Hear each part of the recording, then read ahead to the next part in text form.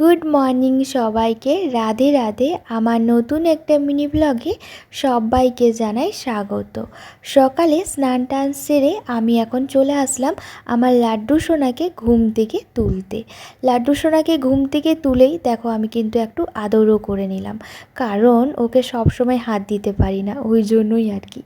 যাই হোক, তোমাদের সাথে কথা বলতে বলতে আমার লাড্ডু সোনা স্নানের জলটা কিন্তু আমি একদম রেডি করে নিয়েছি। আর বাইরে যেহেতু বৃষ্টি পড়ছে তাই ওকে খুব একটা বেশি স্নান করাবো না, ওই একটু গায়ে জল দিয়েই তুলে নিলাম।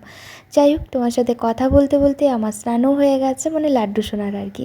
এখন ওকে একটু সুন্দর করে দেখো ড্রেস পরিয়ে দিয়েছি, আর এই যে পাগড়িটাও পরিয়ে দিলাম, বেশ সুন্দর দেখতে লাগছে তাই না?